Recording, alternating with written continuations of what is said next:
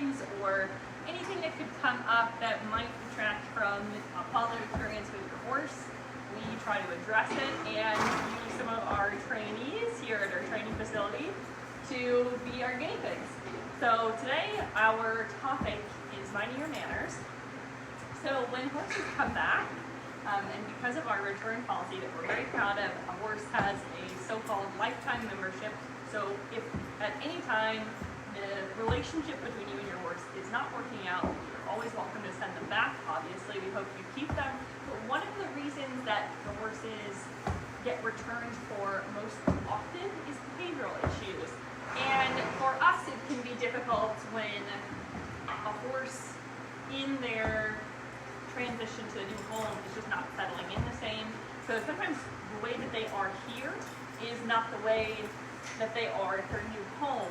And some of that is just, I think, in that we deal with 2, 3, 4-year-old baby horses every single day, and we get used to some of their quirks, and we have a very experienced barn staff who is used to dealing with that pretty much exclusively.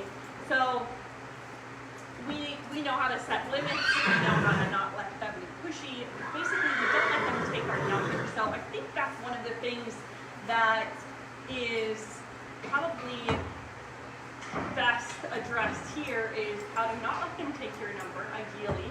And a lot of that's just going to come with your own self-confidence, but you can kind of fake it till you make it and learn how to set those ground rules. So Saratogian here is going to be our guinea pig. He's 2017 stallion. He came still intact, and he's actually getting a chipper move and being gelded at the same time tomorrow. So for his last day of manhood, so to speak, we're going to work on his, or show you how we work on his manners, because stallions aren't exactly known for good manners, especially when they're in a barn and a facility where there are other mares, or even with other geldings. They'll squeal, they'll charge gates. There are lots of things that stallions might do just because of the extra testosterone there that we obviously want to get a handle on. So Saratogian has already learned some manners, so he's not going to be the same kind of case as when he first came, because we've set down a little bit more ground rules and our hierarchy here. But let's bring him out to the ring. And first off, I'm going to teach you, because right now it's relevant, that if you control their feet, you're going to be controlling your position in the herd.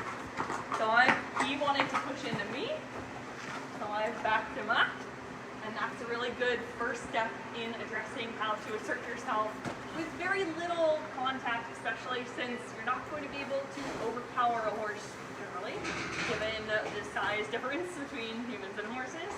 So you've got to learn how to assert yourself in different ways. So backing him up, and you see I'll sort of pulse on his chest, so pressure on and off. So I'm not letting him just lean into me. If I'm just pushing, you see I'm pushing as hard as I can, and he's not doing anything, nothing at all. But if I pulse, release, pulse, release, automatically I get a different response. So that I have talked about in other videos, just the concept of a horse that's bracing on you cannot release to you. So first and foremost, you can see the immediate effect there. I'm going to lean my whole weight into him. Not really doing what I want him to do, but pulse, release, release. Now I have him backing up. So if you watch horses even in turnout, the horse who is the boss is the one who is controlling the direction of the herd. So that's what I mean by, if you control the movement, if you control their feet, you're going to be controlling the herd or the dynamics for that relationship. So again, something as simple as that might not seem like it's going to make much of a difference, but if he's trying to walk into me and instead I push him off of me, and I say, actually buddy, you got to stay in your own space, then I've automatically established myself, even if just for that moment. Obviously repetition is going to be necessary too, but there you go, there's step one. So another thing that didn't come up, but something that we dealt with him, he was really excited about all the horses, and he would kind of try to throw himself at their gates, and it just could have escalated really quickly.